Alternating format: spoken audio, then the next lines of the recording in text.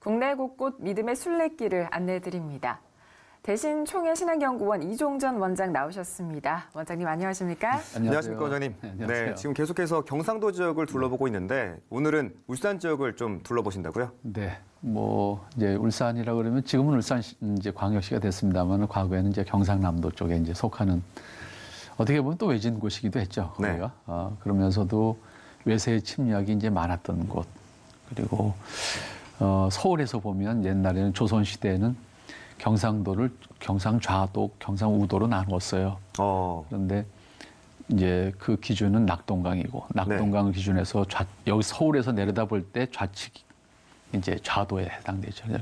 경상좌도에 요즘으로 말하면 지역사령부 정도가 있었던 곳이 이제 울산이라고 하는 곳이에요. 그래서 외국의 침략이 많았던 곳이기 때문에 네.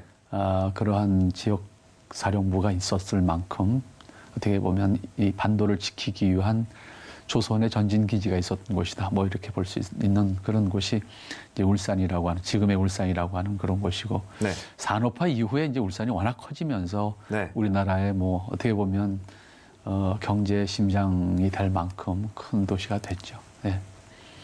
네. 자, 그럼 오늘은 그 병영교회라는 곳부터 먼저 좀 가볼까요?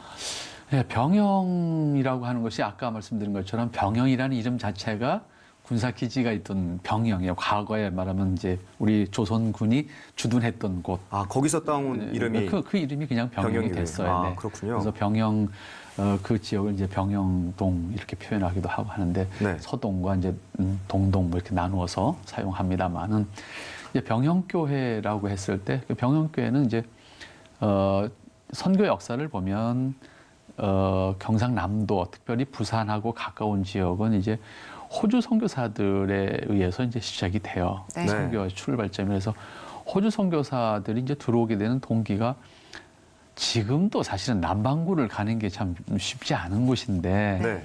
호주까지 가는 직항이 생긴 것이 아직 30년이 안 됐습니다. 우리나라 역사에서. 근데 그 시대에 1880년 말에 80년대 말에 호주에서 조선이란 나라를 선교를 해서 찾아온다는 게 그게 쉬운 일도 아니었고 그렇죠. 또 그렇게 배편이 직항이 있었던 시대도 아니고 네. 또 호주라는 나라가 낯설기도 참 낯선 나라인데 호주에서 어떻게 조선에 왔을까? 이제 이런 것도 사실은 누구도 계획하지 않았던 일인데 하나님은 우리 한반도를 통해서 하시고자 하는 일이 있으셨다라고 하는 것이 이제 훗날 돌이켜보면 생각하게 되는 네.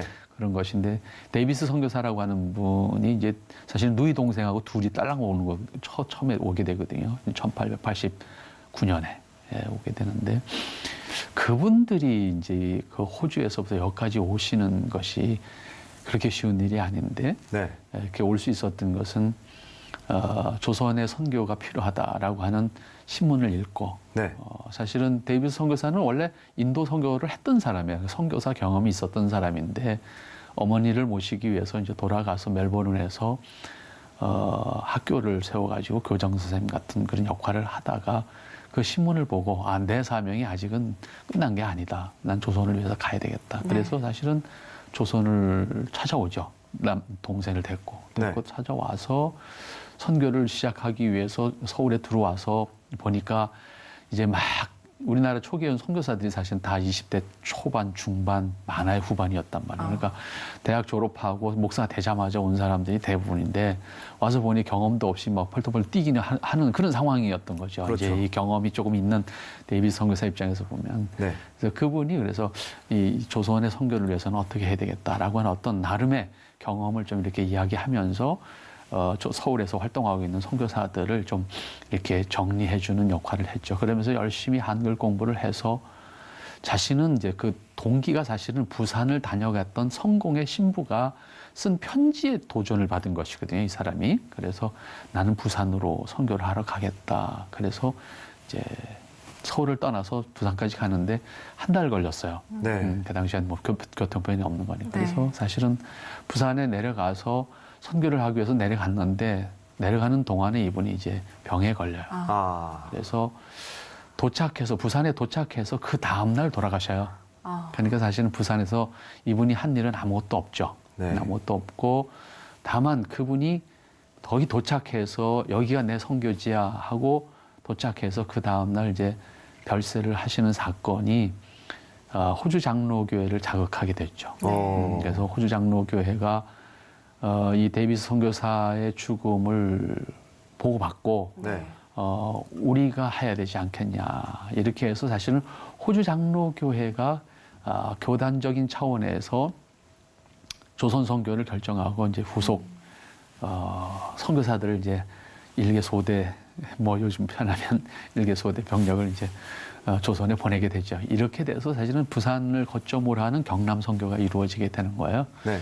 그런데 바로 오늘 찾아가게 되는 울산 지역의 특히 병영교회는 바로 그 호주 선교사들의 영향에 의해서 이제 전도가 되어지는 곳이고 그 가운데 병영교회를 세우는데 결정적인 역할을 하신 분은 이제 왕길지 선교사라고 우리 이름은 그렇게 했습니다만 엥겔 선교사라는 분입니다. 그 엥겔 선교사라고 하는 분이 이 병영교회를 이제 세워가는데 초창기의 역할을 했죠. 특별히 이제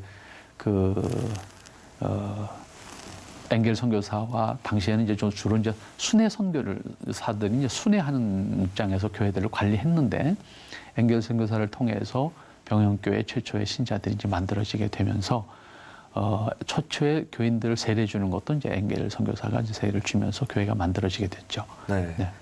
이 병영교회 설립 이야기에 대해서 말씀을 쭉 해주셨는데요. 이 근처에 이 외솔 최연배 선생의 기념관도 있다면서요?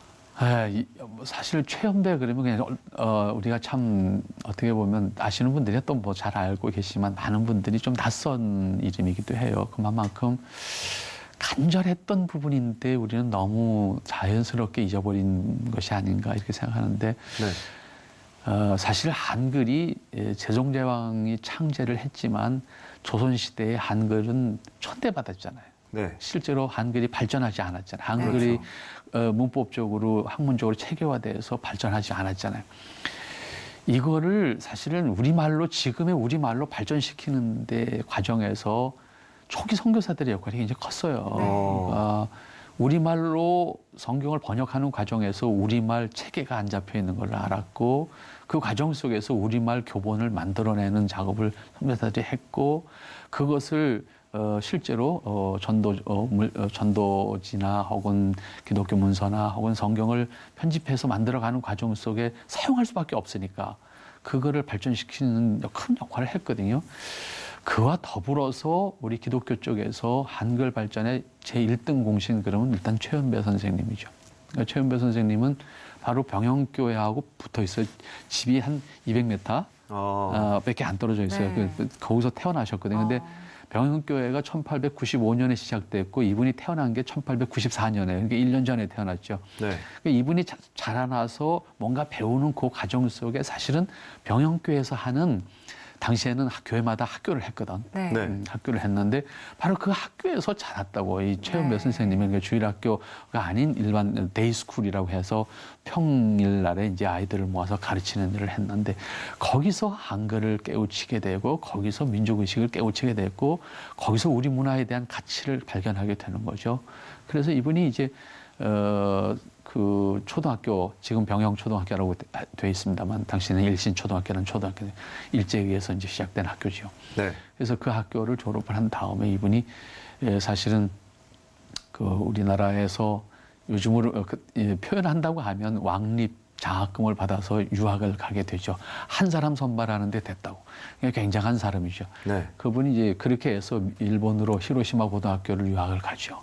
히로시마 유학을 가서 결국 지금은 이제 교토대학이 됐습니다만은 그 교토대학으로 가서 그 대학에서 이제 학위까지 하고 그리고 이제 돌아오셔서 연세대학교 교수님을 하시다가 마지막에 이제 결국은 그 파직을 당하죠. 일제에 의해서 강제로 파직을 당해서 조선어 학회 사건이라고 하는 그 사건을 이제 엮어서 최연배 선생님을 결국은 감옥에 집어넣죠. 그래서 최연배 선생님은 다른 말로 바꾸면 어떤 말이냐면 한글 독립운동가, 한글을 지켜내기 위해서. 왜냐하면 일제가 한글 말살 정책이라는 걸 썼잖아요. 네. 그건 한글 말살 정책이라는 것은 단순히 문자를 없애는 것이 아니라고요. 민족 정신을 다 없애겠다는 그 근본 뜻이 거기 담겨져 있는 거예요. 그러니까 이 최은보 선생님이 그렇게 이제 한글 독립운동가라고 이렇게 이제 칭하게 되는 이유는 한글을 지키는 것을 통해서 독립운동을 했다고. 그래서 그 일제의 삼엄한 반대, 그다음에 그 말살 정책에 저항하면서 네. 한글의 문법화, 그분이 쓴 우리말본, 네. 그다음에 한글 갈, 품사론인데 네. 품사론을 다 연구한 책이 이 두 책은 명저예요. 우리 그 책이 없었다 그러면 오늘날 우리 한글 이렇게 없어요. 네. 그렇게 말할 수 있을 만큼 한글을 문법화, 체계화하는 데 있어서 결정적인 역할을 하셔서 해방 이후에 조선말, 우리말 사전, 대사전을 편찬하신 분이 이분이에요. 그러니까 이분이 없었다 그러면 오늘 현재 우리말이 이렇게 발전하는 것이 없었다고 할 만큼 네.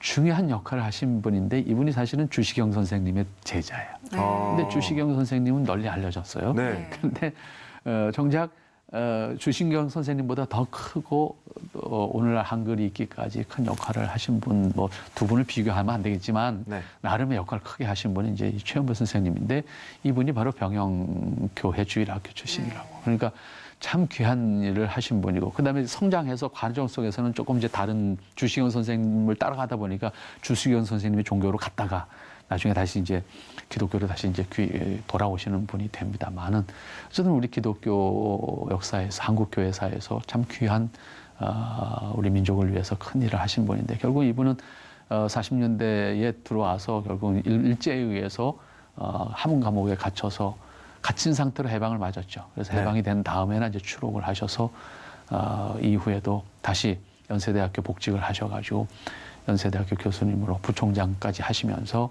우리 한글 발전에 지대한 공을 하신 분인데 바로 그분의 생가도 바로 이 병영교회에서 한 200m 거리고 그 생가 바로 붙여서 그 기념관, 네. 외솔 기념관이라고 기념관이 있습니다. 그 기념관에는 이분과 관련된 다양한 자료가 뭐 통계상으로 한 1만여 점이 이제 보관이 돼 있다 그래요. 그리고 그 병영교회는 병영교회 1층 안으로 들어가면 120주년 기념관이라고 해서 병영교회를 중심으로 하는 역사 자료를 쭉 전시해 놓은 그런 공간이 있습니다. 아마 울산은 뭐 여러 가지 이유로 많이 가시는 분들이 계십니다만은 이제 그 산업기지 쪽 말고 그 태화강 건너편 쪽으로 북쪽으로 있는 이 병영교회와 외솔기념관은 꼭 찾아보면 참 좋겠다 그런 생각합니다. 네. 네, 울산 지역에 내려졌던 선교사님들의 사랑과 또 한글 독립운동가 최연배 선생님의 사랑, 이 두 가지를 보면 어찌됐든 사랑이라는 공통점이 있지 않나라는 생각을 하게 됐습니다. 네, 대신총회 신학연구원 이종전 원장과 함께했습니다. 원장님 고맙습니다. 네, 고맙습니다. 감사합니다.